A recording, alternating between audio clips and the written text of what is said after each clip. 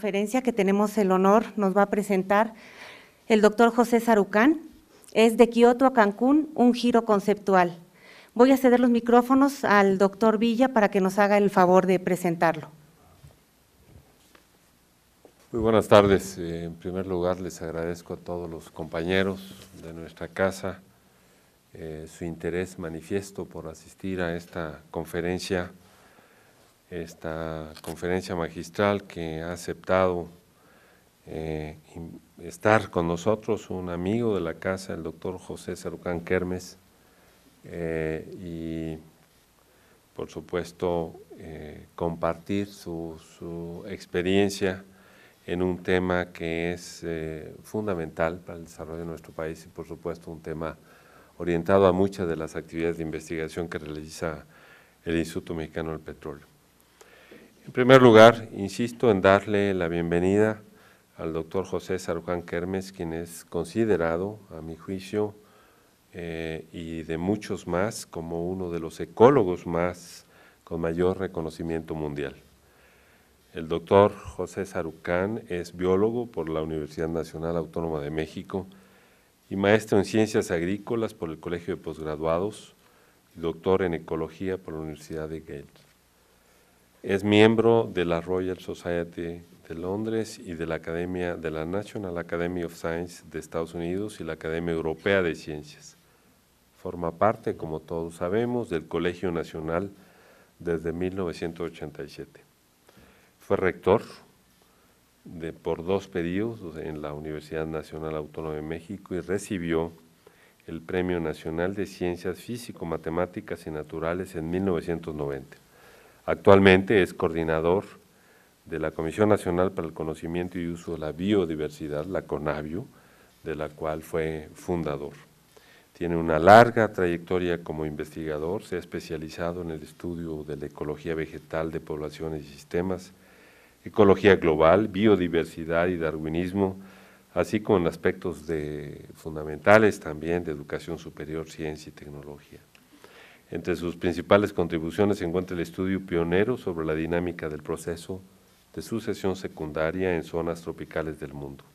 Fue asesor del Banco Mundial y ha recibido distinciones de las Sociedades Botánicas de Estados Unidos y de México. Es autor de varios libros, entre los que destacan Árboles Tropicales de México, Ecología de Poblaciones y Las Musas de Darwin, reeditado en el año 2009. Ha recibido doctorados honoris causa por las Universidades San Marcos de Lima, de Gales y de Nueva York. Tan prestigioso especialista nos distingue con su presencia para impartir la conferencia, como se ha señalado, de Kioto a Cancún, un giro conceptual, en la que abordará algunos aspectos como la creación del Fondo Verde, mediante el cual se movilizarán 100,000 millones de dólares que servirán para ayudar a los países en vía de desarrollo a reducir sus emisiones de carbono y enfrentar el impacto del cambio climático. El doctor Sarucán considera que aunque esta medida es muy afortunada, falta definir los mecanismos para disponer de esos recursos. Estoy convencido, estoy seguro que este análisis del especialista nos impulsará a reflexionar sobre un tema fundamental para nuestro país, para el mundo y para las futuras generaciones, el tema del cambio climático. Además de que enriquecerá nuestro entendimiento tanto sobre este fenómeno ambiental como las acciones que se pueden realizar para detener sus efectos. Muchas gracias, doctor, por acompañarnos, por estar aquí. Esperemos que nuestra comunidad le haga muchas preguntas y esperemos que pues sea para beneficio de nuestra institución todo lo que aprenderemos con usted el día de hoy. Bienvenido y pues adelante, tome usted el podio.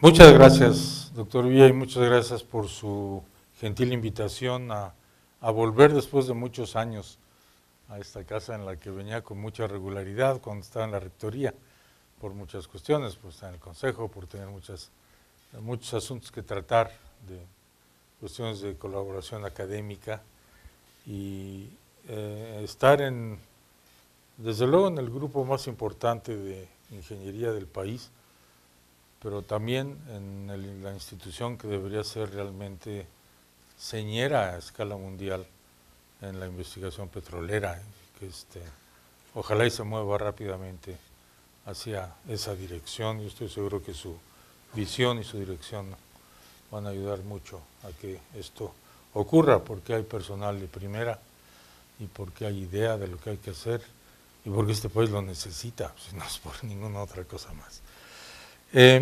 Voy a darles una charla muy general sobre estas cuestiones del cambio climático. Está atrás de la charla que les voy a dar.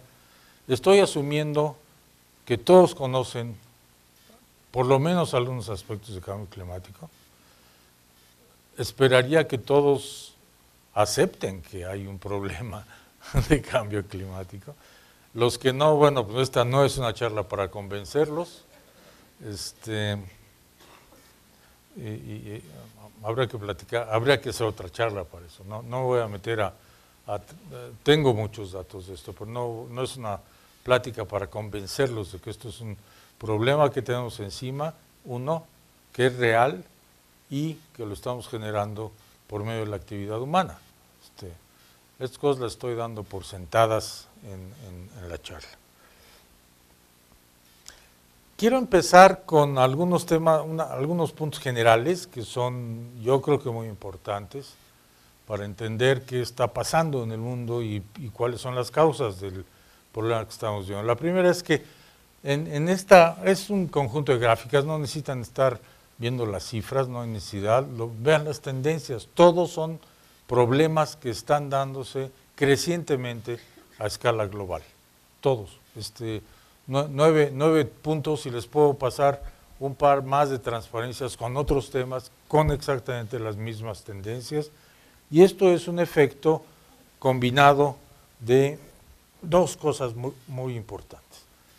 Una es el crecimiento poblacional que ha habido en el mundo y que ha sido verdaderamente impresionante, y en México, desde luego, como en cualquier otro país del mundo, particularmente en los países desarrollados. Como a lo mejor pueden ver, este es uno de los problemas de tener una cosa hecha en Mac,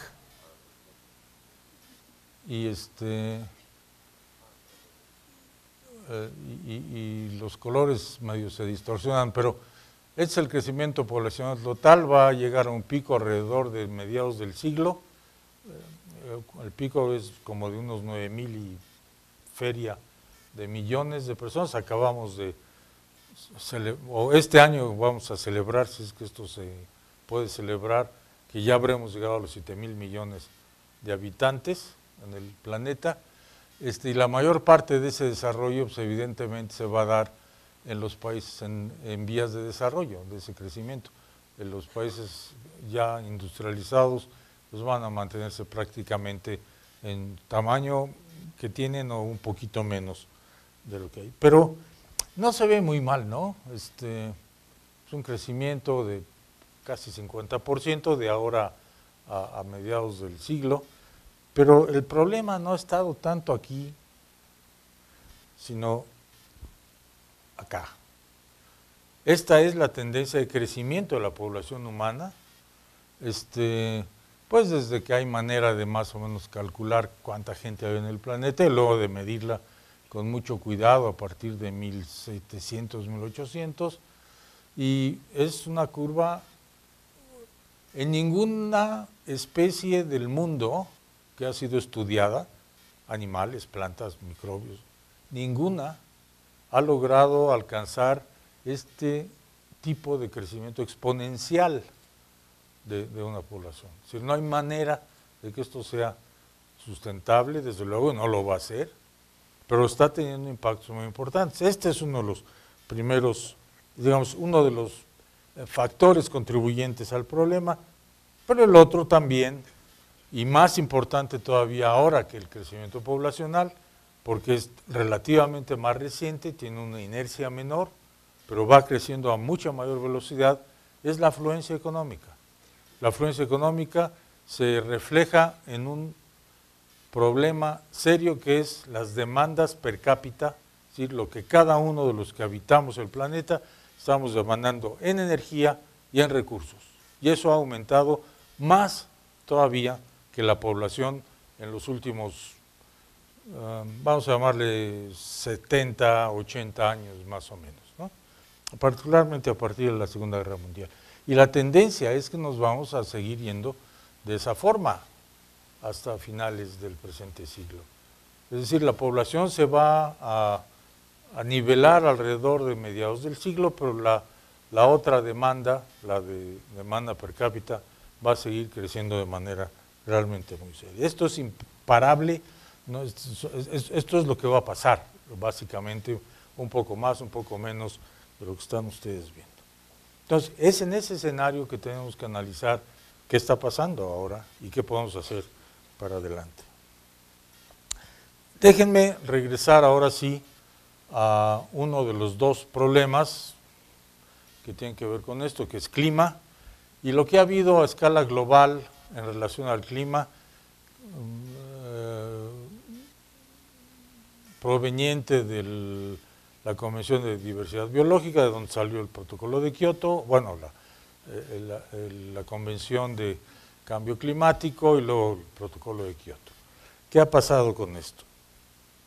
Bueno, básicamente, y aquí les estoy dando algunas últimas noticias, realmente últimas noticias, pero ven, esto es un cambio, esto se supone que estaba escrito en gótico, para que se viera más impresionante.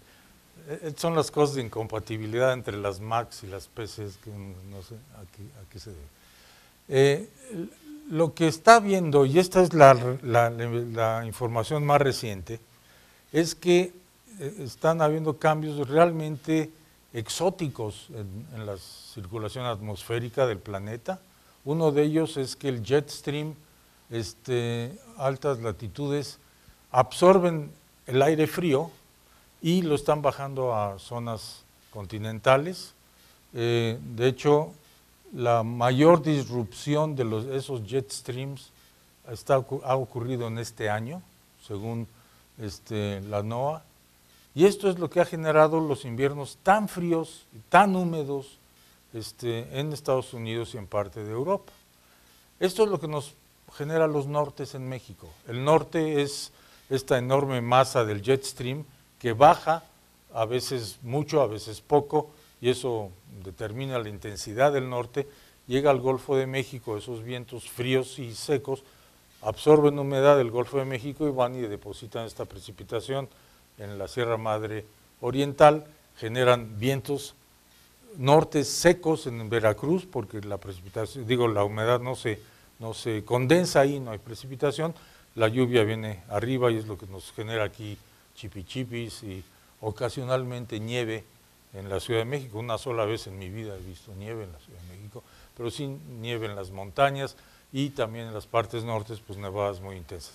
Esto es lo que está ocurriendo, pero está ocurriendo de manera más intensa y más fuerte de lo que ha ocurrido antes, pero también, curiosamente, en contraste, algunas de las zonas del norte están teniendo temperaturas mucho más altas, por arriba de lo que usualmente tendrían. Esto, por ejemplo, es el caso de Alaska, en donde la temperatura de enero de este año ha sido 15 grados Fahrenheit, por arriba de la media de este año. Entonces, este hecho de algunos conservadores americanos dicen, bueno, ¿cómo es que calentamiento global con las nevadas que estamos teniendo en Iowa y en Wisconsin? Esto no puede ser.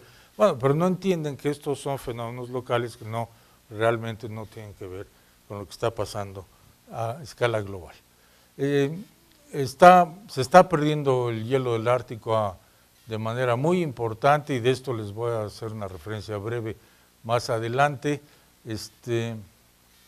Cada vez hay menos hielo cubriendo el océano Ártico, lo cual quiere decir que hay más áreas expuestas del océano, que quiere decir que ya no tienen el efecto del albedo y por otro lado se están calentando, y al calentarse generan mayor fusión de los hielos que están ahí. Entonces entramos ahí en un ciclo realmente muy pesado.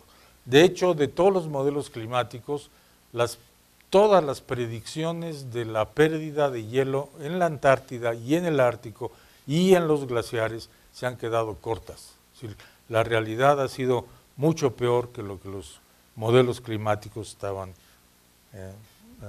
poniendo por delante. Esto ha sido mucho la atención de lo que se ha puesto. Está aquí, por ejemplo, la pérdida de hielo en Groenlandia. Y bueno, ¿cuál es la diferencia con el Ártico? Es muy importante, porque el hielo del Ártico está flotando en el agua. El hielo de Groenlandia está sobre el continente. ¿Y cuál es la diferencia? Pues la diferencia de cuando toman ustedes un highball, pues los dos hielos que están, cuando se derriten, no les va a subir el nivel del vaso de highball. Pero si le echan dos hielos más, que vienen de fuera, entonces les desborda el vaso. Esto es lo que pasa cuando el hielo de la Antártida o el hielo de lugares como Islandia y Groenlandia se derrite. Es agua adicional que se incorpora y realmente puede ser pues muy seria, ¿no? Estos son los últimos datos que hay de NOAA sobre la concentración de partes por millón de CO2 en la atmósfera. Estos son los datos de diciembre del año pasado. Y ya estamos prácticamente a los 390 partes por millón. Empezamos con 200 y pico antes de la época industrial, 280. Hemos subido ahora prácticamente ya muy cerca de las 400 partes por millón. Y se supone que el límite que debiéramos poder permitir son 450 partes por millón para que no haya problemas muy serios. Bueno, pues ya estamos en cuestión de muy poco tiempo, lo vamos a hacer porque la tasa de adición del CO2 no se ha mantenido constante, ha estado aumentando de manera muy importante. En la década de los 70 era un poquito más de una parte por millón, en la siguiente década subió a unos 6, se mantuvo más o menos igual hasta el fin del siglo pasado, pero estamos hablando que en el 2010 esa tasa fue ya de 2.3 partes por millón. Es decir, no solamente estamos depositando anualmente una cuenta de CO2 en la atmósfera permanente, sino ese depósito está siendo cada vez mayor cada año, ¿no? Y esto en parte es el aumento de la actividad de la economía global con el surgimiento de países como China, como India, Brasil mismo, nosotros de cierta forma ha contribuido en esto, pero también la intensidad de carbono de la economía global se ha caído porque no son procesos tan eficientes en términos de promedio. Y el otro muy importante problema es que la capacidad de absorber CO2 de los sistemas se ha reducido fuertemente.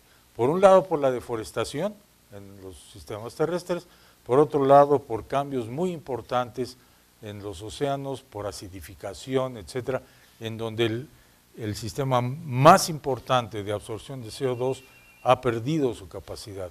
¿Qué está pasando entonces? Que esto resulta en un aporte mucho mayor de CO2 a la atmósfera. Esto es una gráfica vieja, pero muy notable, que Al Gore tiene en su film y en su libro, de cómo ha aumentado las concentraciones de CO2 en la atmósfera. En el 2006 estábamos en 381, estamos prácticamente en 390, y lo que va a pasar, que si no hacemos nada serio, fuerte, y no lo estamos haciendo todavía, alrededor de 2050 vamos a estar, pues no sé, cerca de las 700 partes por millón, en donde los cambios pues son absolutamente impredecibles. Bueno, ¿qué está ocurriendo? ¿Estamos haciendo algo en serio en este sentido en los países del planeta? La respuesta es no. Simplemente no hay medidas del tamaño del reto que esto representa. Ningún país lo está haciendo. Algunos países, quizá los escandinavos, tienen alguna tendencia a hacer esto mejor, tienen algunos usos de tecnologías, desarrollos de una serie de cuestiones que son más amigables, un comportamiento social mucho más sensible a estos problemas, pero realmente son países pequeños, entre todos no van más arriba de unos cuantos 10 millones, 12 millones de personas. El grueso de la población y el grueso de los grandes consumidores per cápita no están moviendo un dedo, ¿no?, en esos países. Les voy a dar un ejemplo, no solamente no están moviendo un dedo, sino hay toda una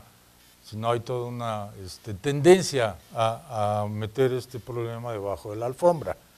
Estos son datos que el actual asesor de ciencia del gobernador de Nuevo México, nuevo gobernador republicano, está utilizando. Esta es la tendencia de la presencia de hielo en el Ártico. La azul es lo que había en 1989, la roja es lo que hay en 2009, para diferentes meses del año.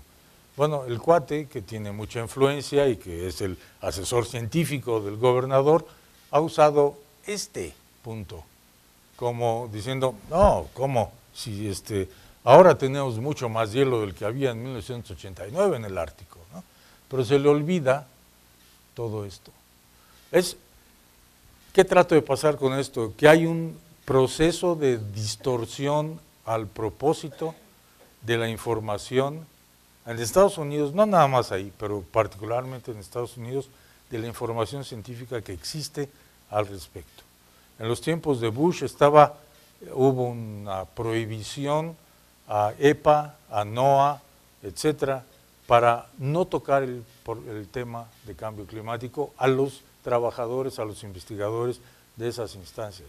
Esto es un gobierno metido a bloquear y a distorsionar la información en este sentido, lo cual es terrible. Ya no digamos las compañías petroleras, las compañías de autos, etcétera, que tienen un interés muy claro económico en que estas cosas pues no se tomen con la seriedad que se tienen que tomar y se tomen las acciones que se deben tomar al respecto. Esto es un ejemplo de lo que el país más consumidor per cápita de energía está sujeto a lo que pasaba con la propaganda del tabaco en los 60s, 70s, donde la industria tabacalera tenía una influencia enorme. Ustedes tenían anuncios de médicos fumando Camels, porque eran los mejores cigarros que se podían usar, etcétera. Bueno, ahora tenemos otra idea de lo que estaba pasando y de la manera como se manipulaban los contenidos de los cigarrillos para hacerlos más adictivos, cosa que siempre se negó en esos tiempos. Estamos sufriendo exactamente lo mismo en ese sentido, en términos de propaganda social, en países que deberían tener otra visión del problema y deberían funcionar de otra manera en este sentido, ¿no? Esto es lo que acaba de salir del Comité del Senado en Asuntos Ambientales. Se los puse verbatim para que no hubiera cosa que yo podría haberlo traducido de otra manera.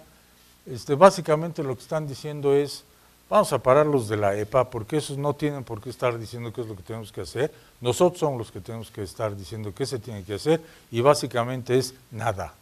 Es decir, el año pasado, justamente antes de Cancún, el Senado de los Estados Unidos decidió que el tema de cambio climático no era un tema a discusión, punto, se acabó, no existe, ¿no? Y bueno, no lo hacen porque los congresistas o los senadores sean ignorantes, que sin duda debe haberlos ignorantes, sino porque están presionados por los intereses del lobby que ocurre en estos lugares de los productores de carbón, de la industria petrolera, de los autos, de la agroindustria norteamericana. Esto es lo que ha impedido que haya habido ningún cambio a lo largo de prácticamente 16 COPs sobre cambio climático. Aquí está, es decir, estaban concentrados exclusivamente en emisiones industriales y de transporte, y en las cuales hay una resistencia absoluta a esto, y mientras eso no cambie, yo no veo cómo diablos va a cambiar hasta que haya problemas tan grandes que sea evidente que no se puede parar, pero en ese momento los costos sociales van a ser gigantescos. en ese sentido, ¿no? Y aquí están algunos de los costos. La industria que ha reaccionado más rápidamente a esos costos ha sido la industria de los seguros, porque simplemente lo que han tenido que pagar en resarcir los daños que han generado por cuestiones de cambios, ciclones, lluvias enormes, sequías enormes, etcétera, ya es realmente muy importante. Estamos hablando de miles de millones de dólares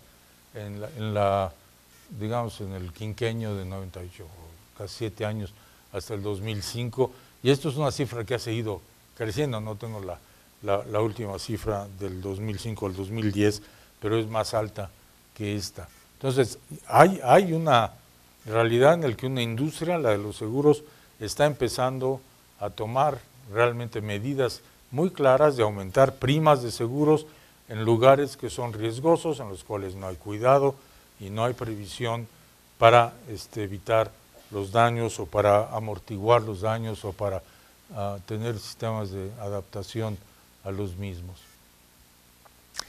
Y cuando estamos hablando de previsión y adaptación, bueno, pues hay una receta muy sencilla para evitar los daños, ¿no? Aquí está: no ser pobre en un país tropical, no estar en una zona que es el corredor de los huracanes, no estar en zonas planas al nivel del mar, no tener desarrollos urbanos ahí, o no estar cerca o debajo de montañas deforestadas. Facilísimo, México se salva de todas esas cosas. Bueno, eso ha sido en lo que se ha dedicado Kioto básicamente. Ahora vamos a ver qué pasó en Cancún. Y yo creo que hubo un logro muy importante en Cancún. Y ese logro es que por primera vez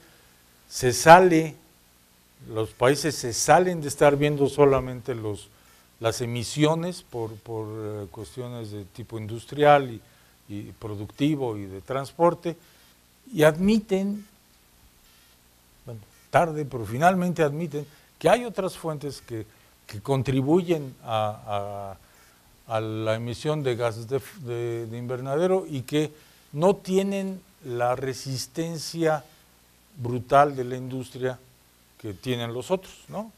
Aquí no hay ninguna industria forestal se va a estar metiendo esto, al contrario, vamos a estar felices de que ya no haya deforestación, en general, excepto los deforestadores y los taladores.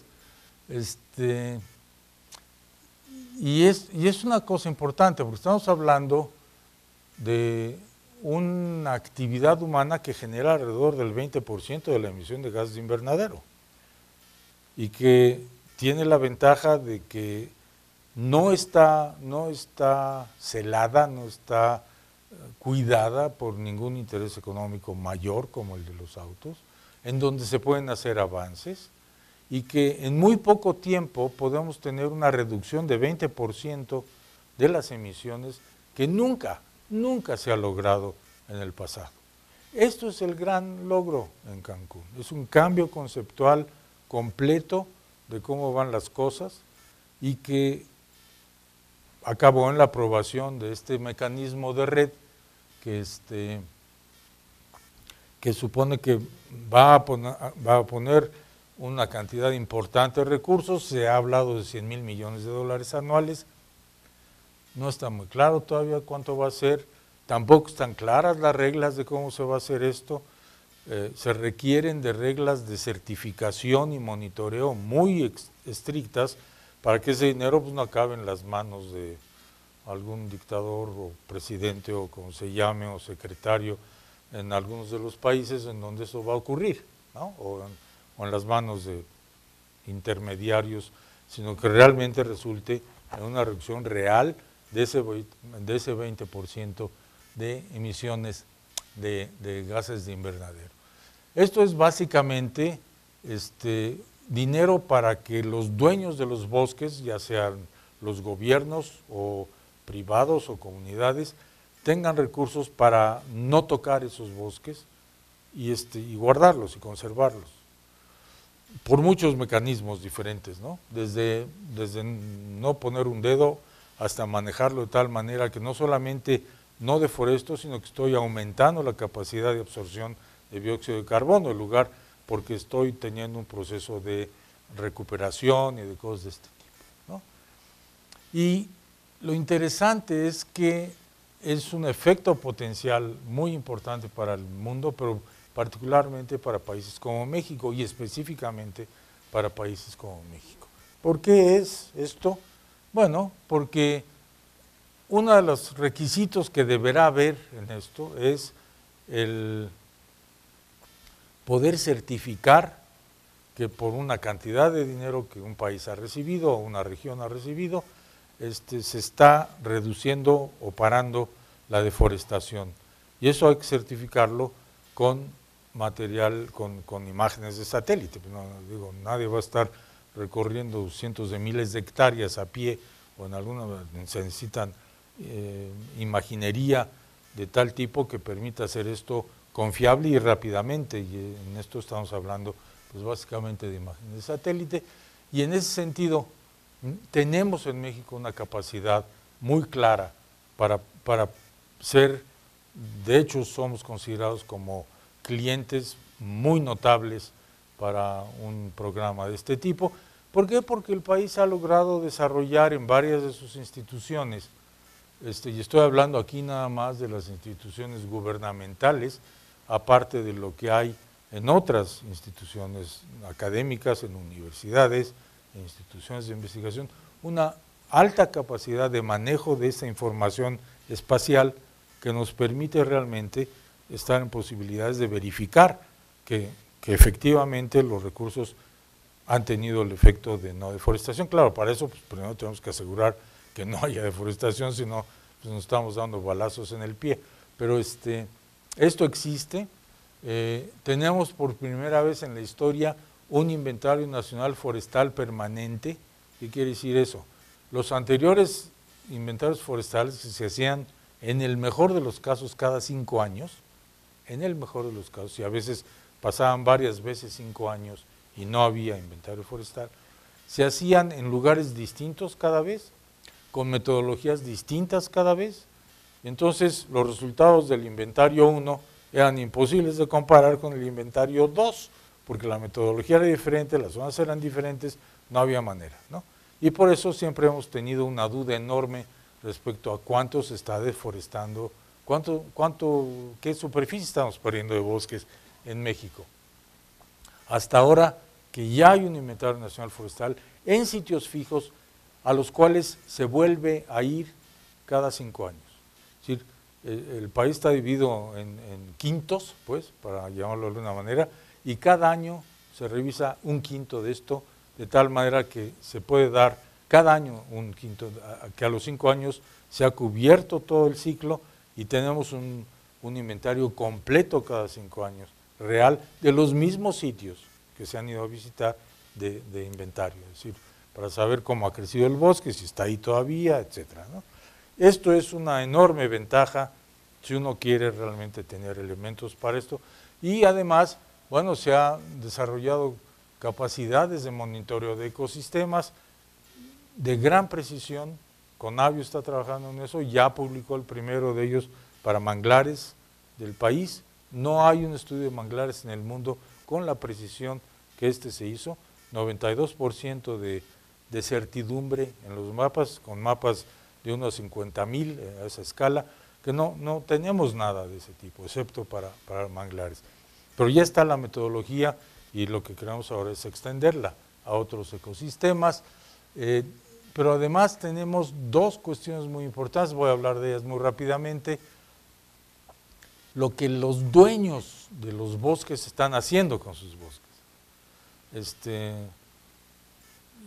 Yo no sé, espero que lo que les voy a mostrar sea diferente a lo que han oído de lo que está pasando en el país, y lo mismo de otros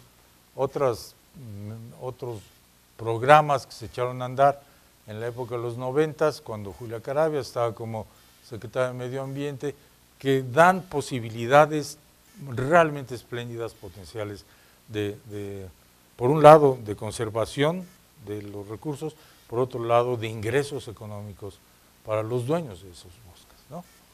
Y desde luego pues una capacidad amplia de monitoreo satelital que todas estas instituciones han desarrollado, aparte de lo que algunas universidades y demás tienen sus institutos de geografía o de geofísica o lo que sea en donde trabajan. Entonces, estamos realmente en muy buena posición para poder usar esos recursos y porque esos recursos, en principio, que son subsidios, pueden ayudar a disparar este proceso del cual les voy a hablar ahora, que ya tenemos, extenderlo y por esto tenemos, siempre uso una imagen muy poco ecológica, podemos matar dos pájaros de una misma pedrada.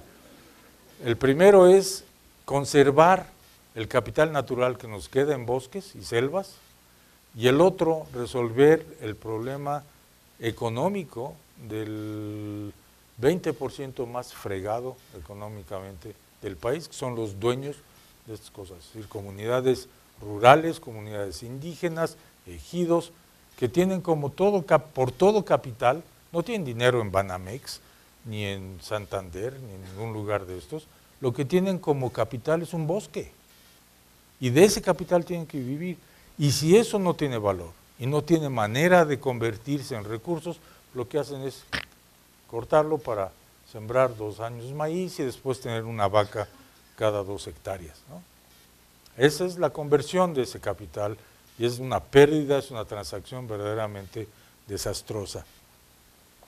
De tal manera que si este programa se maneja bien y particularmente se maneja bien en México, podemos lograr esa dupla de beneficios, de conservación del capital natural y mejoría de la situación económica de la gente, pero además podemos mejorar algo que nadie toma en consideración en este país, y es convertir a esa gente en empresarios. Empresarios capaces de manejar su propio capital, de diseñar cómo lo van a hacer, y les voy a dar ejemplos que existen en México. Esto no es sueños de opio, es la realidad que tenemos en México, que está funcionando perfectamente, y claro, si eso funciona bien, mucha de la gente que hemos perdido a los Estados Unidos podría empezar a regresar y a integrarse en este país, a trabajar quizá con bríos y con ideas que serían muy útiles al desarrollo de estas ideas. Entonces, bueno, ¿qué está pasando con la biodiversidad de México? Cuando hablo de biodiversidad, no estoy hablando de una orquídea y 2 mariposas y algún otro bicho, estoy hablando de los ecosistemas en donde esa diversidad biológica existe. Esos ecosistemas son los bosques, son las selvas, son los palmares, son los manglares que tenemos en México. Es decir, la biodiversidad no está regada como salero en todo el país, está organizada en ecosistemas que responden a ciertas condiciones ambientales, suelos, climas, pendientes, etcétera, ¿no? Y esa es la casa de las especies, y esa casa es la que tenemos que cuidar, y por eso cuando hablo de qué está pasando con la biodiversidad de México, estoy hablando de qué está pasando con esos ecosistemas donde está la diversidad biológica. Bueno, esto es una buena imagen de lo que está pasando con gran parte de esa diversidad biológica. Y está ocurriendo, ¿por qué? Pues porque la gente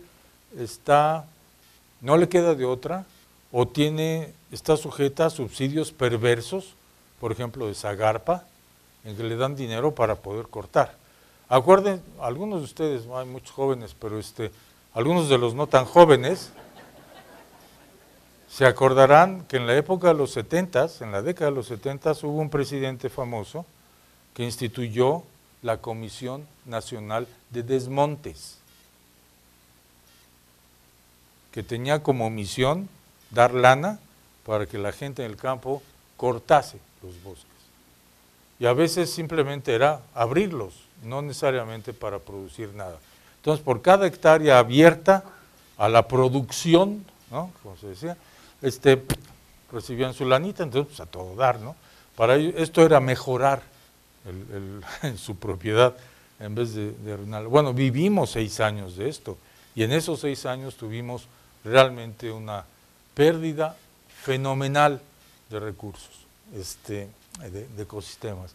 Pero esto es lo que está pasando. Entonces, por diversos mecanismos, por necesidad, por el atractivo de subsidios perversos para estas cosas, por una serie de razones, por falta de políticas adecuadas, esto es lo que ha estado pasando con gran parte de los bosques mexicanos, templados y tropicales, más en los tropicales que en los templados.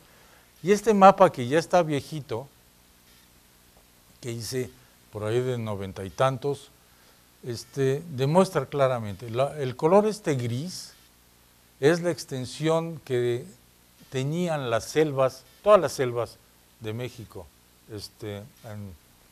originalmente.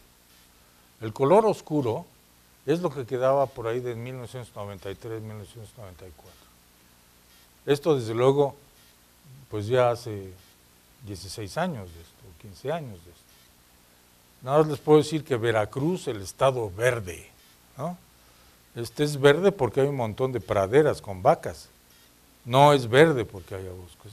Veracruz tiene menos del 5% de los bosques y selvas que tenía originalmente. Y así hemos ido perdiendo enormes cantidades de esto. Y si uno dijera, bueno, mano, sí, mala pata, pues hemos perdido selvas y bosques, pero la gente que vive ahí está muy bien, todos tienen casas, han mandado a sus hijos a la escuela, tienen buenos servicios de salud, ninguno está en problemas, todos viven por arriba del nivel de la pobreza. Ajá, eso es lo que ha pasado. Pues no ha pasado, ¿verdad? Entonces, hemos perdido estos recursos y al mismo tiempo hemos tenido a la gente en condiciones verdaderamente marginadas en serio, lo cual es una pérdida doble muy mala. La visión de la deforestación para la gente que vive en las ciudades, y acuérdense ustedes que 70 y tantos % de la población mexicana no tiene idea de lo que está pasando en los bosques. Y para ellos los problemas de deforestación pues son algo similar a esto, es un poco caricaturesco, pero no está muy lejos de lo que la gente concibe de lo que está pasando en el campo. No hay conexión con esto. Para ellos la visión en el campo es a veces cuando cruzan por una carretera para ir a Acapulco y se acabó, pero no hay visión de lo que realmente significa mantener esos ecosistemas, trabajar con ellos, hacer que produzcan. Está totalmente fuera del imaginario de los urbanitas, ¿no? Y los urbanitas son los que tienen las demandas per cápita más altas del país y son los que determinan qué quieren comer, qué quieren usar, cuánta energía van a usar. Entonces aquí tenemos un problema realmente serio, pero en realidad lo que estamos viendo es que estos son los problemas realmente que pasan por la deforestación. Esto es Motocintla en el 2005, después de un huracán en donde todo el suelo de esta zona deforestada acabó partiendo el pueblo en dos, ¿no? Es daños físicos, daños humanos, seguramente, no sé cuántos muertos habrá habido en esta ocasión, pérdida de suelo fértil, ¿no? Asolve de ríos, asolve de lagunas, asolve en el mar, y suelos que ya no se pueden recuperar. Sí, también se nos olvida que para que haya un bosque o una selva, tiene que haber una cosa abajo que se llama suelo, y que toma años, décadas, a veces más que eso, en formarse para que pueda tener esa vegetación encima y soportarla. Esto se pierde en 10 horas de una precipitación pluvial enorme si no hay cobertura vegetal que proteja los suelos de estos problemas, ¿no? Y como estos, bueno, ¿cuántas veces oímos de pueblos arrasados por asolves, por lluvias intensas que ya no pueden ser controladas por la vegetación que ya no existe? En un estudio que hicimos, que por cierto México es el único país que ha hecho esto en el mundo, de valorar cómo está su biodiversidad, cómo están sus ecosistemas, qué impacto ha tenido esto sobre la sociedad. Es un estudio que se llama Capital Natural de México, tomó 4 años, 750 investigadores, está accesible para quien tenga interés de esto en la página de Conavio. Uno de los análisis fue Bueno, vamos a ver qué queda de las selvas húmedas como las de Chiapas o Tabasco o Oaxaca, ¿no?, en el país. Lo que tienen aquí son polígonos en los que está dividido el país, es decir, cuadritos o sea, cachitos del territorio de diferente tamaño, desde menos de 1 kilómetro cuadrado hasta 21,000 kilómetros cuadrados, y esta es la frecuencia con la que esos polígonos estaban cubiertos de selva. Y lo que ven ustedes es que la mayor parte de esos polígonos son áreas que no están muy por arriba de 10, 12, 15 kilómetros cuadrados, que es nada. Muy poquitos están en áreas muy grandes, y aquí estamos hablando de la selva lacandona, de Calakmul, de Siancán y de a lo mejor algo de lo que queda de Chimalapas, en Veracruz, Oaxaca. Lo demás es confeti, son áreas muy pequeñitas en las cuales pues muchos de los organismos que están ahí ya no pueden vivir, especialmente los carnívoros grandes, cosas como jaguares, pumas, etc., ¿no? Entonces tenemos una pérdida muy grande, pero también una fragmentación muy grande de esas selvas. Y esto, desde el punto de vista ecológico, créanmelo, es como una especie de cáncer que va acabando por el efecto de borde en esas áreas, ¿no? Es un problema que está ahí, potencial, como granada de fragmentación para el futuro. Déjenme analizar, me voy a desviar un cachito para analizar lo que está detrás de esa pérdida de ecosistemas, que es la agricultura, ¿no? Y ese es el título, y esta es la actividad más noble que yo creo que la humanidad ha inventado, agricultura. Sin esa pues no hubiéramos tenido el desarrollo de ciudades y de civilización y cosas de este tipo. A lo mejor todavía seguiríamos cazando, yo no sé qué, porque los mamuts y todo esto se acabaron en ese tiempo. Estaríamos cazando conejos como locos por todos lados y no habría tanta población, eso sí sería la única ventaja. Pero el hecho es que esto fue una revolución que movió al mundo en otra dirección, pero que tiene costos muy importantes, no nada más en México, en todo el mundo. Casi un tercio, un poco más del tercio de la superficie terrestre del planeta está convertida a zonas agrícolas, y solamente agrícolas, no estoy hablando de producción de carne. Es la primera causa de pérdida de diversidad del planeta, lo cual pues no está mal, ni modo de que, necesitamos áreas agrícolas, tierras agrícolas para poder comer. Tenemos que perder bosques y selvas para que podamos tener esto. El problema es que no le hemos dado valor a esa pérdida adecuada con las ganancias que hemos tenido de esa agricultura. Es decir, esa transacción de convertir un sistema natural a un sistema manejado por la gente tiene costos y beneficios, pero nunca los hemos puesto uno frente al otro para saber cuándo los costos son mucho mayores que los beneficios que estamos adquiriendo. Y esto es un problema severo de cuentas nacionales en el desarrollo del país, que tampoco hemos podido incorporar. Luego tenemos toda una serie de cuestiones de que los nutrientes que se usan para la agricultura tecnificada contaminan, y lo van a ver ahorita. El agua, una gran proporción del agua se usa para fines agrícolas, 70% del agua del país se utiliza para riego en México, y del cual alrededor de la mitad se pierde por ineficiencias en la manera como se usa o porque está totalmente subsidiada. Pero esto es cierto para muchas otras partes del mundo, no es un problema nada más mexicano.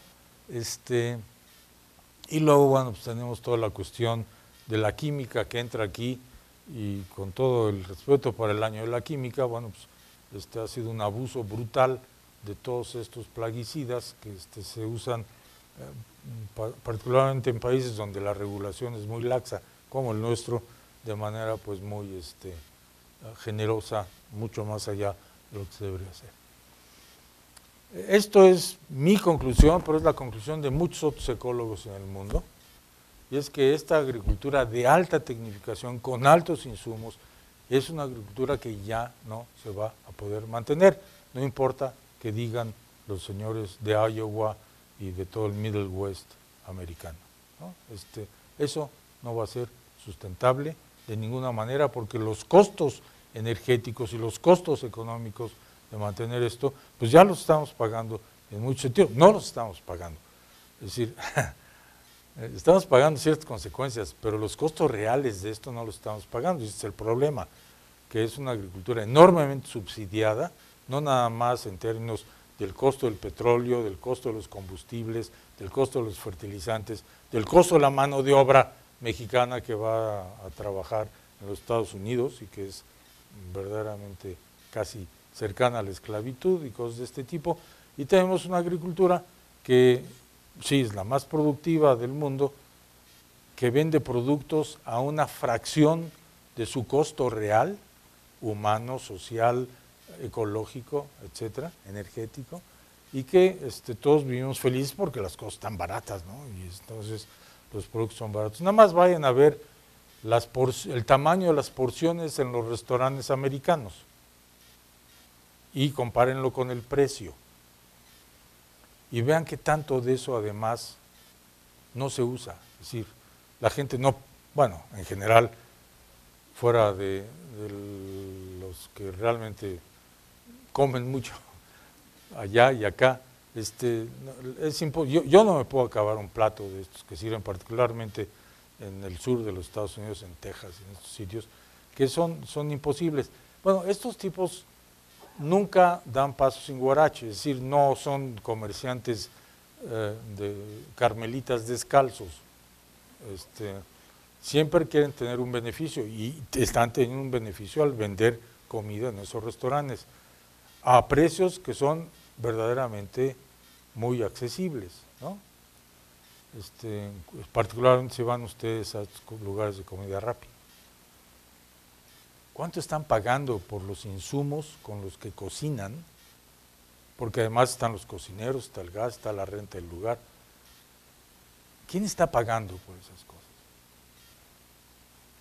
Nadie. Bueno, sí, alguien está pagando. Y no, seguramente no son los que van al McDonald's o a los restaurantes de Thanks Good It's Friday, no es posible, eso no va a poder mantenerse de ninguna manera. Y aquí están algunos ejemplos. Este es un estudio que acaba de salir en Science de David Tillman, que es muy notable. Esto es el incremento de cereales en el mundo hasta el año 2000, y lo que ven es que es prácticamente una línea ascendente, y esto es la pérdida de la eficiencia de cada kilo de fertilizante utilizado en la producción de 1 kilo de cereal.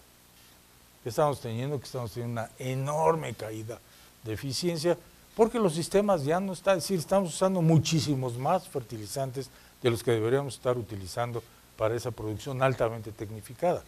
Obviamente, donde no se usan fertilizantes, como en la agricultura temporal, pues esto no hace sentido.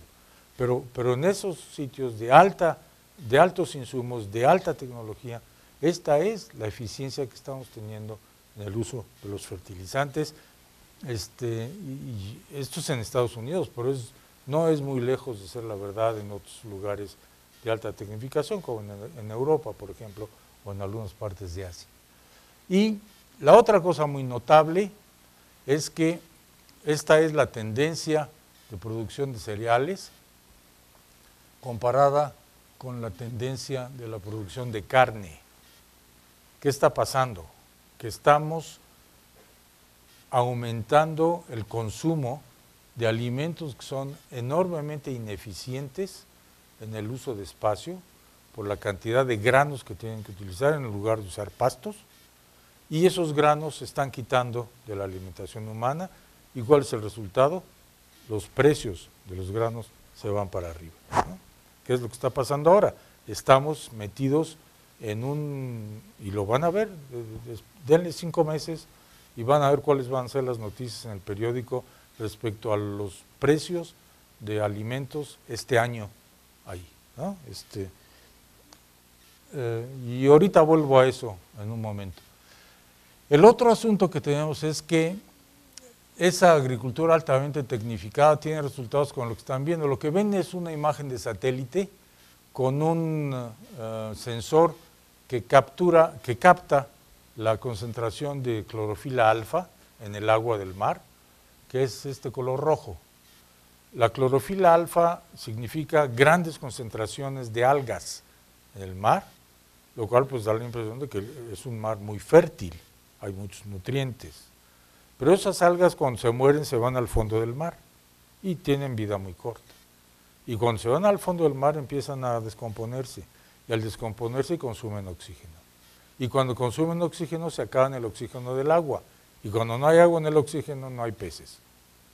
Entonces lo que se están generando son grandes áreas que son desiertos desde el punto de vista de la pesca, ¿no? Esto es, como se pueden imaginar, pues esta es la salida del Mississippi, aquí, que drena a todo el Midwest americano. Esta es la salida del Mississippi, esta es la zona más productiva agrícola de los Estados Unidos. Estos son colores, son diferentes kilos o toneladas por hectárea de nitrógeno que se utilizan.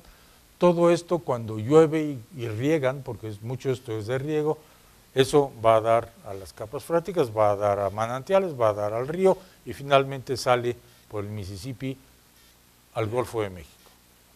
Y es lo que produce esas enormes áreas rojas en donde hay florecimientos de algas que producen desiertos prácticamente para la pesca.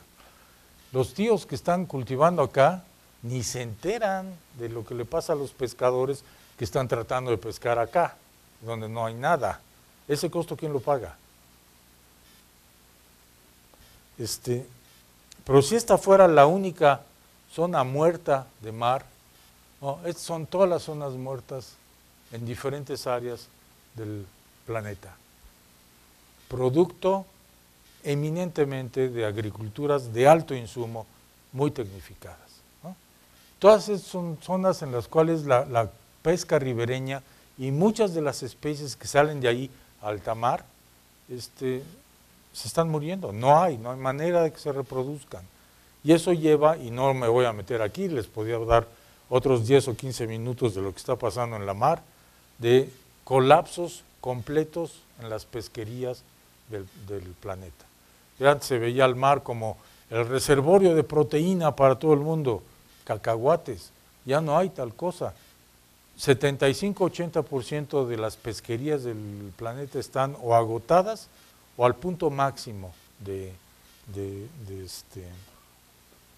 rendimiento, vamos a llamarle, por una serie de razones, entre ellas, desde luego esta. Y sin embargo, con todos estos problemas que les estoy narrando, el reto más grande que tenemos ahorita y que va a determinar cómo lo resolvemos, va a determinar qué tanta diversidad biodiversidad vamos a poder conservar para mediados de este siglo, es cómo vamos a alimentar a los 9,000 y cacho de millones de personas en este planeta. ¿Y han oído ustedes algún plan de cómo vamos a alimentar a los mexicanos y mexicanas, como se usa ahora, para el 2050? Cero. ¿Cuál es la previsión para que en México podamos producir por lo menos una parte importante de los alimentos para tener una seguridad alimentaria adecuada, sin que le demos en la chapa a lo poco que queda de selvas y bosques que no están en zonas en las cuales se puede tener una agricultura suficiente como para sustituir esta producción que vamos a requerir? O toda la vamos a comprar desde afuera, porque tenemos mucho dinero y entonces pues mejor lo compramos, ¿no? Este es un grave problema y la única manera en que vamos a poder encararlo es realmente teniendo otra visión de qué estamos haciendo con nuestros sistemas. Y por eso RED puede tener un impacto muy importante para México, ¿no? No es nada más la cuestión de producción en donde estamos comprando, se produce mucho alimento, una proporción muy importante, alrededor de, no sé, 30-40% de la comida que se sirve en los restaurantes de Estados Unidos acaba en la basura, porque una vez que quedó en el plato no hay manera de que alguien otro la use, la tiren por ley. Si en la cocina quedó en las ollas y demás, comida que no se tocó, bueno, eso sí lo pueden llevar a algunos asilos y cosas de este tipo. Pero lo que se sirvió en el plato, muerto, va a dar a la basura. Y entonces tenemos problemas muy serios de distribución de los alimentos en el mundo, de tal manera que pues mucha de la gente que está sufriendo hambres enormes, pues no es porque en el mundo no se produzca, sino también tenemos un problema de distribución que también hay que ver. No es nada más cuánto producimos, es cómo lo distribuimos y a quién lo distribuimos. Pero es otro problema que tampoco se discute. Y estamos con dos problemas muy serios que la FAO y demás organismos de este tipo no han sabido encarar, no han tenido la valentía, yo creo, para encarar adecuadamente. La primera es que, y Naciones Unidas, esta cuestión de que, bueno, no es aceptable que lleguemos hasta alrededor de 2 veces el CO2 que había originalmente, y eran 280, entonces multiplíquenlo por 2 y van a ver que estamos ya muy cerca de esa suma, de esa cantidad, o 2 grados centígrados. ¿Quién dijo que era seguro que esto podría, si podemos llegar ahí no nos pasa nada? Nadie tiene certidumbre de qué diablos puede pasar en los siguientes cuantos años en donde las partes por millón pasen de 390 a 400 hasta 450. Los modelos que tenemos, que tienen una enorme cantidad de información, han sido incapaces de predecir toda una serie de cambios que están ocurriendo. Ahorita, ¿qué va a pasar cuando esto ocurra después? Pues realmente es un problema muy severo, no hay una idea clara. Y la otra es que, pues no, hombre, la agricultura se va autocorrigiendo, pues las fuerzas del mercado, los agricultores responden. Pues, yo no estoy muy seguro que esto es algo muy extensible a otras partes que no sean algunas de estas que están en la mente de las grandes corporaciones, ¿no? De la agricultura altamente tecnificada. Y otro más es que, claro, vamos a dejar de usar combustibles fósiles, vamos a usar la capacidad productiva de la fotosíntesis y vamos a producir con eso petróleo, ¿no? o combustibles. Bueno, esto es otra falacia fenomenal en términos generales y en términos muy específicos de biocombustibles como el bioetanol. Esto es verdad, ya ahora finalmente se están empezando a dar cuenta de que esto es una idiotez, pero a pesar de esto, en Estados Unidos hay enormes subsidios para seguir produciendo maíz, para producir alcohol, lo cual, como muchos de ustedes saben, cubre una muesca de las demandas, ¿no? Mientras las demandas no bajen, lo siento mucho, pero no vamos a poder hacer gran cosa, no hay mecanismos claros para hacer esto. Se podría tener algunas formas de utilizar biomasa para la producción de biocombustibles, biodiesel o lo que sea, pero tiene que ser en condiciones tales que eso no afecte ni los ecosistemas naturales y menos aún la seguridad alimentaria de los países, ¿no? Bueno, esto es una columna que salió hace 2 días de Paul Krugman, el premio Nobel, el economista que es premio Nobel. Este es muy largo, pero se los puse ahí porque, no para que lo lean ahorita, pero si pueden entrar al New York Times y ver este editorial es muy bueno, este tío realmente es una gente muy capaz, y lo que está diciendo, estamos en medio de una crisis alimentaria global y esto afecta mucho más a la gente pobre que gasta una proporción más alta de sus ingresos para obtener esos alimentos, no afecta a la gente de San Francisco, California, que va a los supermercados a comprar, sino a la gente que está realmente amolada aquí. Hay varios factores, pero los efectos de cambios intensos en el clima y evidentemente por los gases de invernadero son los que están generando este problema y estamos empezando.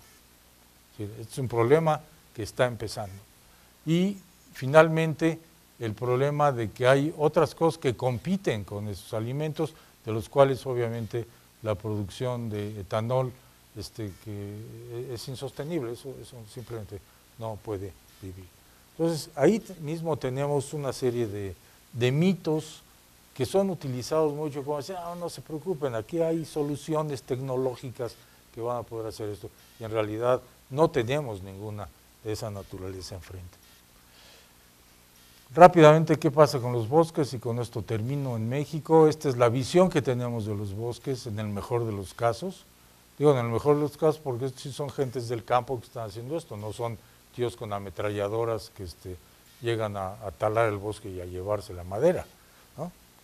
Pero es una visión realmente muy ineficiente.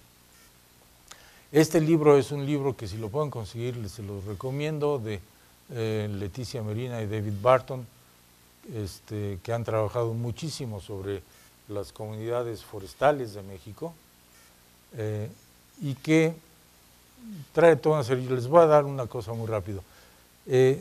La conservación ahorita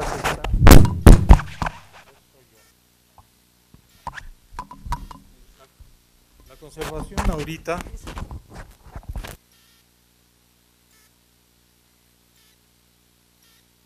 anoteo mucho, se lleva a cabo fundamentalmente en áreas naturales protegidas, es decir, áreas que se decretan de alguna manera, en que no se deben tocar, en algunos lugares realmente no se tocan, porque se compran y son federales, en otras áreas, como en México, pues se decretan estas áreas por su interés, pero siguen siendo en parte propiedad de comunidades.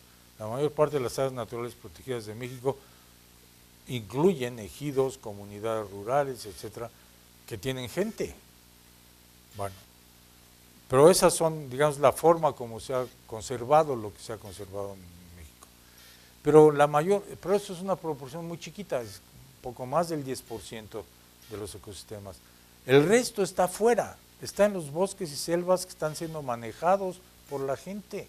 Y lo que tenemos que hacer es trabajar con ellos para realmente lograr conservar esto. ¿Cómo se trabaja con ellos? Bueno, proveyéndoles y ayudándoles y estimulándoles a formas de uso sustentable, que no se acabe en el bosque y que les den recursos para vivir. Y esto es el secreto detrás del modelo mexicano de manejo forestal comunitario.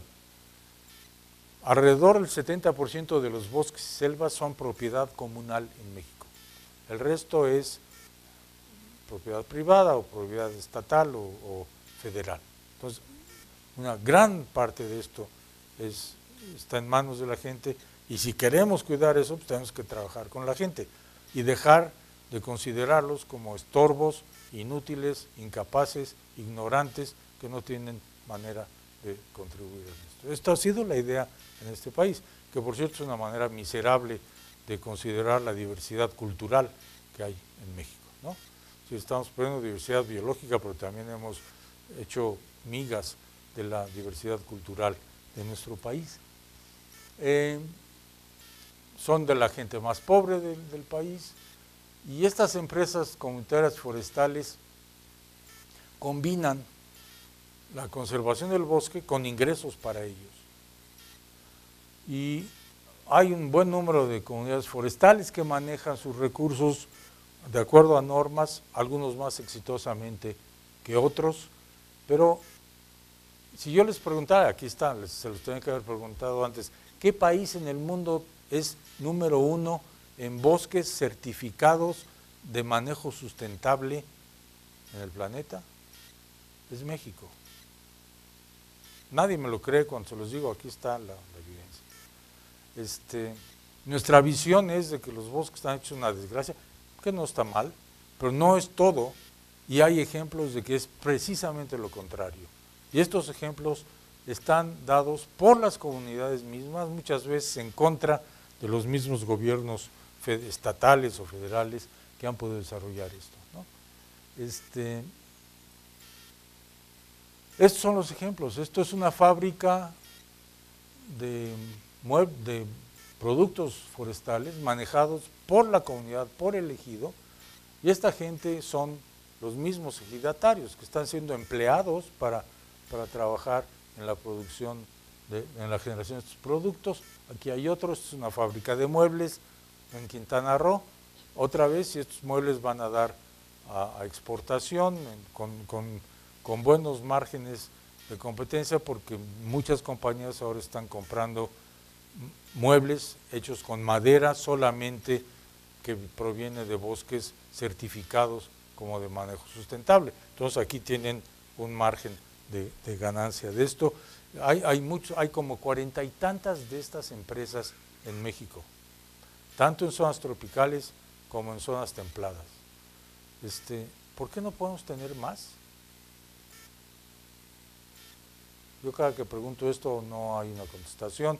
Salen, bueno, es que no todo el mundo está capacitado. No, ciertamente no todo el mundo está capacitado, pero si los que están, ¿qué? ¿Por qué no les ayudamos? ¿Por qué no los estimulamos? ¿Por qué no hay un proceso de ayuda que va desde préstamos puente para que se empiecen a echar a andar hasta promoción en el extranjero de los productos forestales generados por estos medios, ¿no? Aquí está un mecanismo por el cual esto de red puede ser justamente una de las formas de adquirir esos recursos para propiciar este tipo de empresas. Aquí hay un ejemplo muy rápido. Esto es 1936, el 2000, esto es en Quintana Roo, en uno de los ejidos que está siendo manejado de esa forma, y vean los círculos, lo que había en 76, lo que hay en el 2000, en un área manejada por la gente. Esto es mucho mejor que las áreas naturales protegidas, caray. Digo, hay interés de que se mantenga la selva, porque en ese sentido es recursos y es ingreso y es dinero para ellos, ¿no? La otra son estas unidades de manejo ambiental que se echaron a andar en tiempos de Julia Carabias. Hay muchísimas. Aquí está cómo han aumentado en número y en extensión de hectáreas. Realmente es una extensión gigantesca de millones de hectáreas, veintitantas, casi 30 millones ahora de hectáreas que están dedicadas a esto. ¿Y en qué consisten? Y esta es la utilidad que hubo en 2005. 5,000 millones de pesos derivaron del manejo de esto.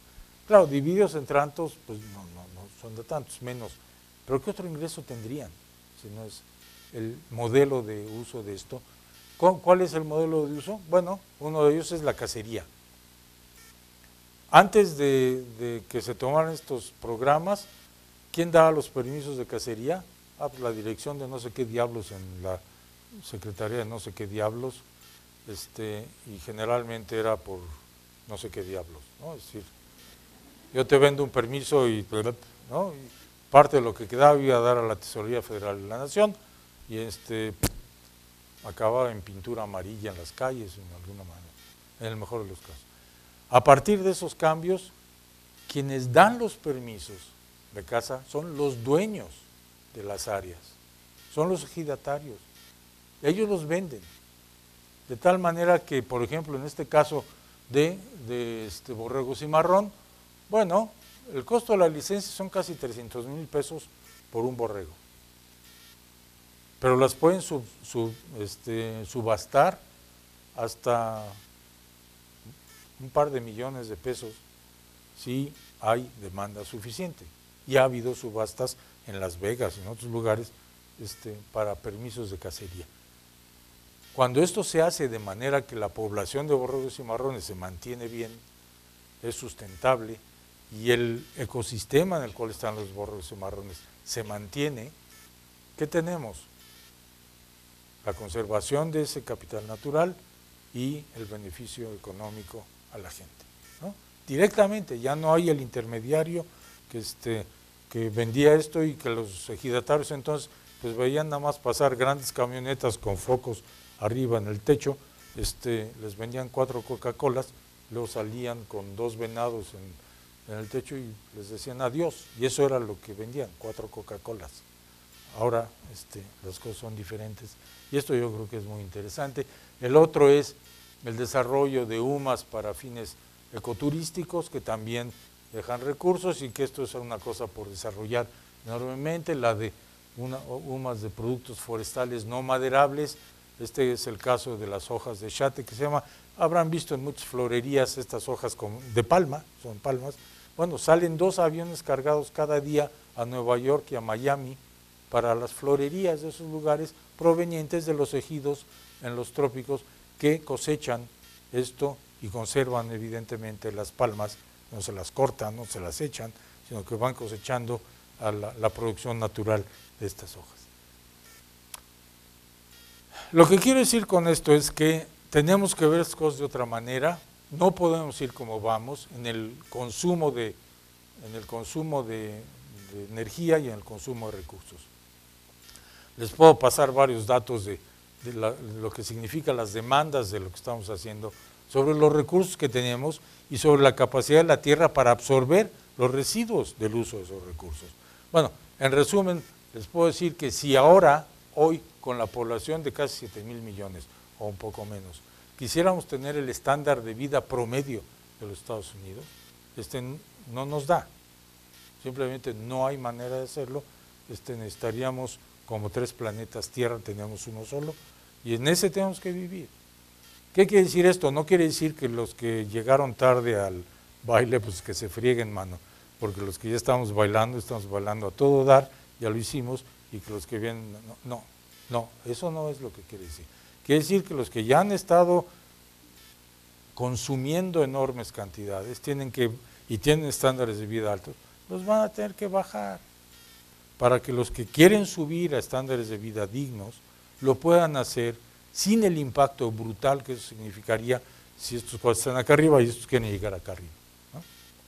Es un problema, es el reto más grande, y con esto quiero concluir, este es el reto más grande que tiene la humanidad, nunca ha tenido un reto mayor, nunca, ¿no? Ni la bomba atómica, ni la Segunda Guerra Mundial, ni los terroristas, nada.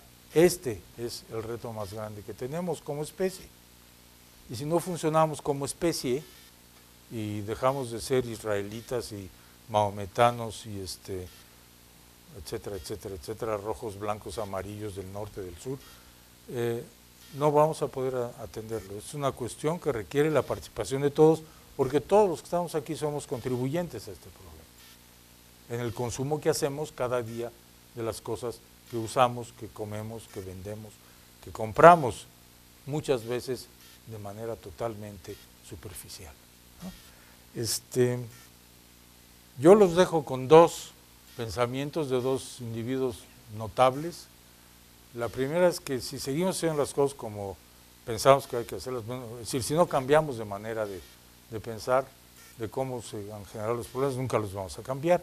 Y el otro es que tenemos que tener una modestia mucho más grande en qué queremos tener. Si queremos, nuestro ideal de bienestar es la acumulación de bienes materiales, o en realidad lo que queremos es un bienestar mucho más en el área de progreso intelectual, espiritual, etcétera, más que físico, ¿no?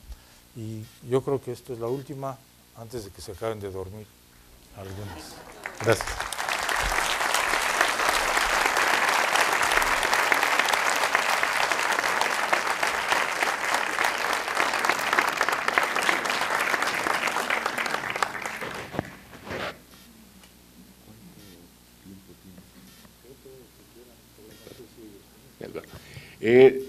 Tenemos tiempo para algunas preguntas. Están por ahí ya los micrófonos a la mano, allá hasta arriba a la izquierda. Por acá. Fue la primera mano que vi. No, arriba a la izquierda. Acá tengo el micrófono. Adelante, por favor. Doctor Sarucán, ¿podría por favor explicar cómo es que evitando la deforestación se podría evitar esa emisión del 20%, porque yo lo que entiendo, si por arte de magia suspendiéramos la deforestación, no se reduciría en 20% las emisiones, tendríamos que reconstruir el bosque. La primera es que cuando yo tiro una hectárea de bosque o de selva, estoy emitiendo CO2 por la descomposición de la materia orgánica y por las quemas que hay de muchos de estos lugares. ¿Okay? Y estoy reduciendo los resumideros de carbón. Y además hay, depende de dónde estamos, no solamente CO2, sino también metano, que se produce por la descomposición anaeróbica en el suelo. 2-3 años, pero hay emisiones importantes. Usted tiene razón en cuanto a que un bosque clímax ya llega a un equilibrio en el que ya no está absorbiendo más. El manejo va a tener que ser una de las cosas importantes para poder ser. Una cosa es parar la emisión de CO2 por la deforestación, la otra es aumentar la capacidad de absorción de CO2 de los sistemas que están ahí. Esto pues lo logro no cortando, y esto lo logro manejando de tal manera que hay renovación y hay crecimiento de nuevas plantas y de nuevos árboles que están absorbiendo activamente CO2 para crecer. ¿Sí? Eso le explica a usted el asunto. Y en algunos lugares, pues muy serios, en los bosques de tundra y todo esto en el norte de Canadá y el norte de Rusia, Siberia, que son las masas forestales más grandes del mundo, lo que está pasando es que el calentamiento está acabando con el permafrost de estas zonas, lo cual quiere decir que está permitiendo la descomposición de todas las turbas que están formadas ahí, y esa descomposición de turbas emite cantidades enormes de metano, que es muchas veces más opaco a la radiación infrarroja que el CO2, ¿no? Entonces, este es el mecanismo que está metido, básicamente. Retomando.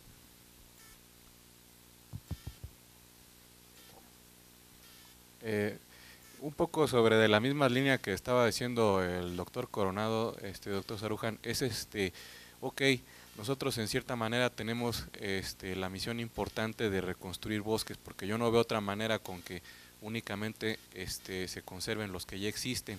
Ahora, estábamos hablando hace rato de el uso inadecuado de fertilizantes, pero a fuerzas, para poder así que nosotros tengamos más bosques, por lo menos al principio, en lo que estos pueden empezar a hacer el ciclo de que caigan las hojas, se pudran y estas empiecen a formar su propio fertilizante, muy al principio por lo menos, repito, sí tendríamos que usar algo de fertilizante. ¿Para regenerar el bosque? Sí, ¿no? Ahora, ¿qué porcentaje de ese fertilizante? Sí.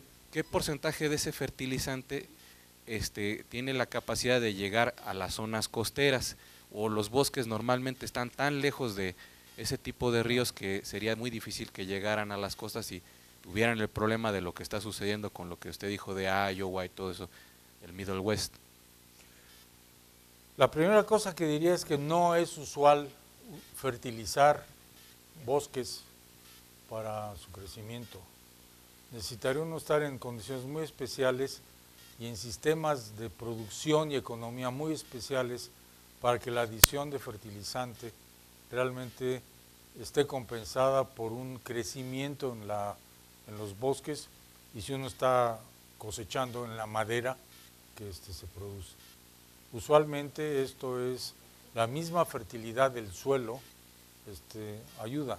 Ahora, si estamos hablando de reforestar, regenerar nuevos bosques, podría ser, pero yo diría que las cantidades que se pueden usar ahí útilmente son muy bajas en general, en algunas áreas de reforestación.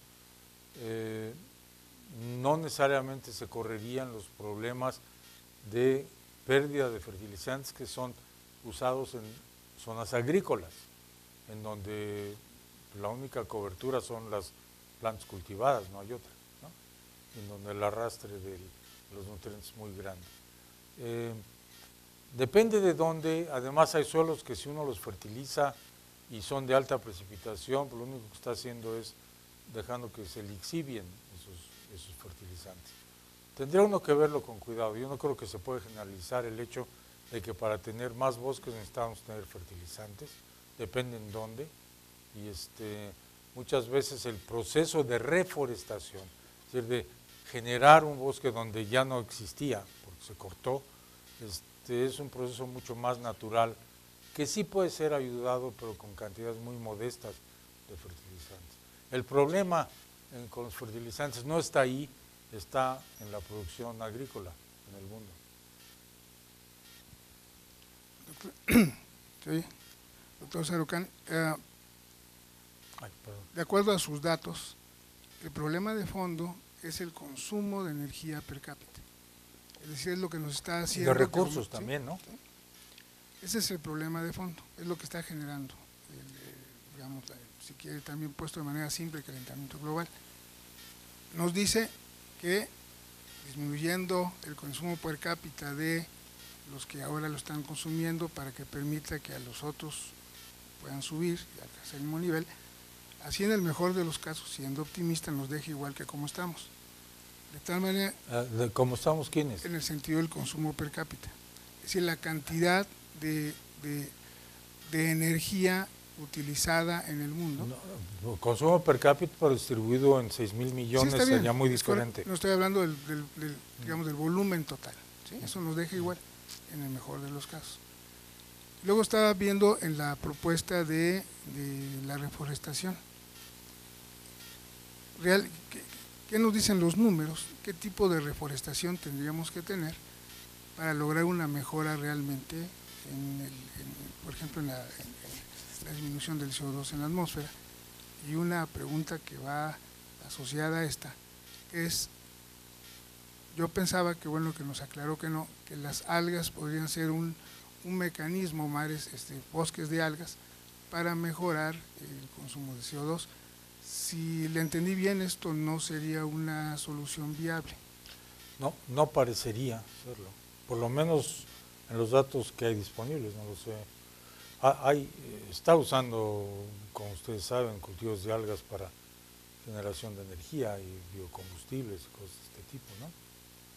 Pero a la escala de los océanos, pensar en una cosa de este tipo ahorita no creo que hay ningún modelo sensato que pueda funcionar. Volviendo a lo otro, la pregunta iba más en el sentido de los órdenes de magnitud, quedar iguales en consumo per cápita. Los órdenes de magnitud, o sea, tenemos CO2, tenemos generación de energía ahorita per cápita muy alta en algunos países, en otros no. Y me llamó la atención que comentara que bajando el consumo per cápita de los países que ahora lo consumen, para permitir que los otros países como China puedan aumentar. Así, ingenuamente, pienso que nos va a dejar en el mejor de los casos como estamos, en la generación de… Pero es que es lo que no entiendo, ¿qué quiere decir usted por cómo volumen, estamos? Porque volumen de energía. Right, y entonces, de acuerdo, entonces, pero… ¿qué tanto tengo que generar de reforestación para que eso tenga un efecto favorable? Porque si no estamos como igual, ¿no? Está muy complicada la cosa, porque están muy interactuantes las cuestiones. Pero cuando usted tiene situaciones en las que los habitantes de un país consumen en promedio 17 veces la energía que consume el promedio de una persona en otro país, no quedamos iguales. Sí, el de 17 le baja a 3 y el que está en menos de 1 le sube a 3. Son 1,000 millones de chinos. Por eso. 1,000 millones de indios. Por eso. Claro, el consumo global va a ser muy parecido, pero ahí habría que empezar a ver en el desarrollo de otras tecnologías que nos ayuden a que los impactos de ese desarrollo sean menos intensos de lo que ha habido ahora, ¿no? Pero en cuestiones de justicia social elemental, si un mexicano, vayamos a China, que quiere tener un piso firme y una casa hecha con materiales adecuados y quiere tener un refrigerador y una estufa y acceso a esto y acceso a hospitales y todo esto, no lo puede tener porque ¿cómo se llama? La excusa es, no, porque entonces los consumos que va a tener, caray, nos va a llevar más allá. Es inadmisible, eso no se puede aceptar, ¿no? Entonces, por eso sí yo creo que es un imperativo el que quienes vivimos, y yo me incluyo, y yo creo que la mayor parte de los que estamos aquí deberíamos incluirnos en niveles muy por arriba de los promedios para el planeta, deberíamos empezar a reducir nuestros consumos en cuestiones que no son esenciales, de tal manera que demos espacio a que los que están por abajo de esas cuestiones esenciales puedan subir a un nivel más digno, ¿no? Esto a algunos les puede sonar a comunismo, no me importa un bledo, es una cuestión elemental de justicia, ¿no? Pero no sé si acabo de entender la pregunta del todo. El problema ahora es que estamos teniendo niveles y formas de consumo, y esto son las dos cosas que tenemos que ver, que están teniendo como efecto que estamos sobregirados como un tercio del planeta en la capacidad de proveer esos recursos y de absorber los residuos, ¿no? Entonces tenemos que cambiar los niveles y las formas de uso en que la industria genera bienes cuyo costo ambiental no está incorporado en el valor del producto. Bueno, tenemos que empezar a usar para producir el mismo bien otras formas, y entonces la huella ecológica de usar ese producto va a cambiar completamente, y entonces esa demanda total va a tener un impacto mucho menor ambientalmente, ¿no? Es decir, es una cuestión de niveles, pero también del tipo de bienes que estamos consumiendo. Dos personas todavía que pidieron el micrófono. Doctor, en base a su presentación nos dimos cuenta que los grandes avances que ha habido contra el cambio climático se han fundamentado más en conductas, en formas de ser, en filosofía. ¿Qué tan conveniente es esas grandes cantidades de dinero que se están destinando para combatir este problema a través de gobiernos e instituciones? ¿Por qué no me da ejemplos de cuáles son los grandes avances?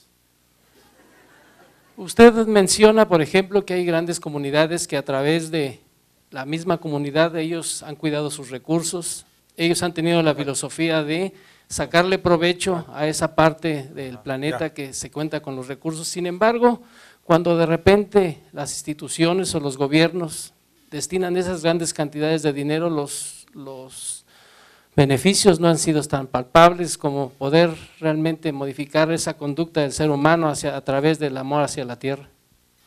Sí, bueno, yo entendía por conductas otras cosas. Lo que están haciendo estas comunidades rurales, indígenas, ejidos, yo no sé si es conducta, es simplemente la capacidad de sobrevivir y de tener un modus vivendi que respeta los recursos que ellos tienen a la mano.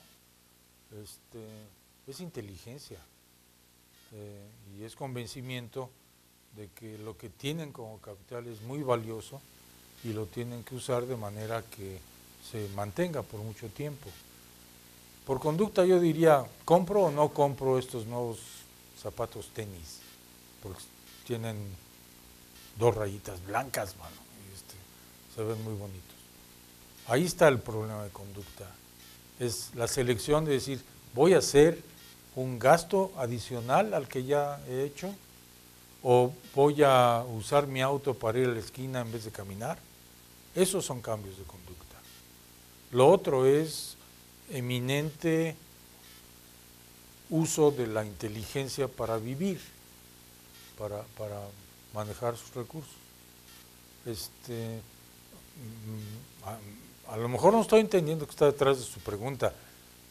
Yo me refería concretamente a que tenemos una civilización demandante terriblemente de energía, pero no precisamente por una conducta propia. Nosotros como seres humanos somos muy dados a hacer más o menos, la civilización no es otra cosa más que el humano entra a una manera de vivir, a una manera de ser. Usted lo ve, ahorita el niño lo que más anhela es tener pues un internet, un teléfono celular, sí. Es una gran demanda de energía, mas sin embargo nosotros no cultivamos el hecho de que el niño realmente, estas nuevas generaciones tengan mucho más amor hacia este que es nuestro planeta.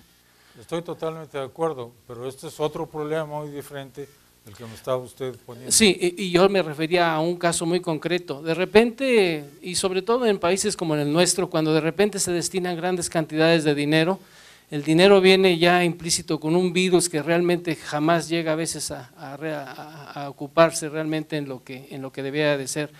Pudiéramos nosotros empezar en realmente tratar de modificar nuestra manera de ser con respecto a nuestro planeta, sería, creo, eso no tengo la menor duda, porque no podemos esperar que sean cuestiones en que un gobierno o un gobernante ilustrado va a echar a andar y va a convencer a la sociedad. Si la sociedad no está convencida de que tiene que cambiar de manera de ser. Este es un cambio el cambio que se requiere en el planeta es un cambio que depende totalmente del convencimiento individual, yo no diría de los cuates que viven en África Central, de los que vivimos en las condiciones que vivimos, no exclusivamente, pero fundamentalmente, porque es esa actividad y esa demanda de bienes, a veces absolutamente indispensable, muchas otras veces de manera totalmente superflua, la que impone los costos sobre el ambiente, sobre emisiones de gas de invernadero, sobre consumo de recursos, etc. Entonces, tenemos que darnos cuenta de esto y cambiar. ¿Cómo nos damos cuenta de esto? Informándonos. Y los sistemas de información en los países al respecto, pues ya les di un ejemplo de lo que está pasando en Estados Unidos, ¿no? En el mejor de los casos es inexistente, en el peor de los casos es distorsionada. Entonces, por eso yo encuentro que estas charlas son útiles para tratar de inducir que tenemos que informarnos honestamente, objetivamente, creíblemente de lo que está pasando, para poder tener elementos para decir, sí, mano, hay que cambiar. No solamente voy a cambiar, sino voy a demandar que mi entorno cambie. Y entonces hago presión sobre los gobernantes, ¿no? Los gobernantes nunca van a hacer algo que no se les demande, nunca, porque pues no son tan tarugos, pues saben que políticamente hay que decirle a la gente lo que quiere oír y hacerles lo que quieren tener, y mientras no les digan, no, es que eso no es lo que quiero es esto, pues, entonces van a empezar y reaccionan bastante rápido, igual que la industria. Y con esto termino esta parte de la pregunta. ¿Por qué existe la industria? Porque produce bienes que son comprados por los consumidores. Y si hay consumidores ignorantes, insensibles a lo que compran, porque no tienen noción de lo que ambientalmente significa lo que están comprando, pues la industria va a seguir produciendo las mismas cosas. Si el consumidor dice, oye, no, maestro, esto es una cosa inaceptable desde el punto de vista ambiental, pero también desde el punto de vista social, porque no le estás pagando además bien a tus gentes. Y entonces yo necesito bienes de este tipo, y este producto que sí cumple con eso es el que voy a comprar. Si tú no produces algo similar, no te lo compro. Y le aseguro que la respuesta a la industria va a ser también instantánea. Entonces, básicamente estamos llegando a que la raíz de estos problemas y la raíz de la solución a estos problemas, básicamente somos nosotros. Pero nosotros, con un convencimiento de esto, con un entendimiento claro de esto y con un compromiso con eso que hemos entendido y que hay que cambiar. Una última pregunta. Sí, de los dos puntos que nos planteó claramente, tanto el de cambio climático como el de el exceso, la sobreexplotación de los ecosistemas, desde mi punto de vista tienen el mismo origen, creo que lo han comentado varios compañeros, y es la parte del sistema de producción mismo, ¿no? O sea, si hace rato dijo que era socialista, parece que yo soy más comunista en este sentido. El modo de producción realmente es el que está guiando la sobreexplotación, porque digamos el sistema económico se rige en el consumo mismo. O sea, para que la economía exista tiene que haber consumo. Antes un refrigerador tardaba 3 generaciones, la abuela hasta el nieto.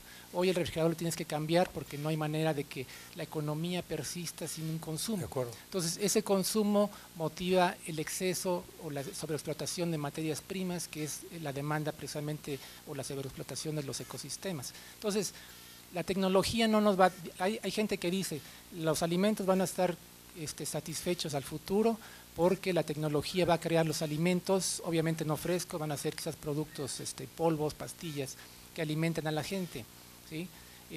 La tecnología va a ser capaz de hacer tan eficiente la energía como para que podamos mantener el ritmo o la demanda energética actual o la que se requiera a futuro con nueva tecnología. No lo creo, o sea, realmente ni la tecnología ni otras situaciones que se han planteado lo va a hacer. O sea, realmente es la actitud como lo mencionó, sin embargo, la crisis que yo siento donde va a estar más fuerte va a ser en lo económico, pero desde el punto de vista de producir las cosas.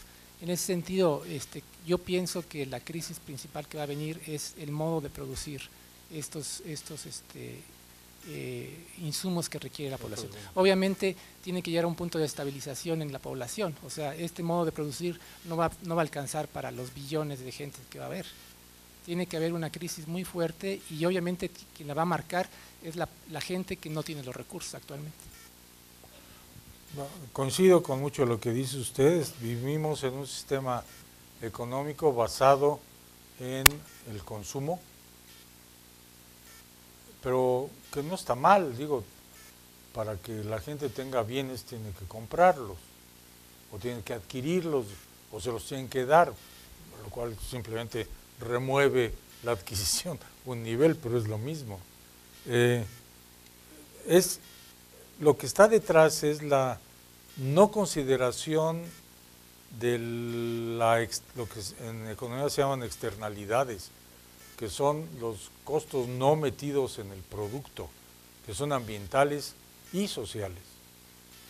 Y eso es en gran medida el problema. En el momento en que esos bienes tuvieran internalizados los costos que son de tipo ambiental y que son de tipo social, el precio sería muy distinto y el consumo se comportaría de una forma totalmente diferente. ¿Qué se ha hecho? Pues se ha ido por la línea de producir la mayor cantidad de cosas al menor precio posible. Esto es lo que se premia en el sistema económico mundial, y eso va a tener que cambiar.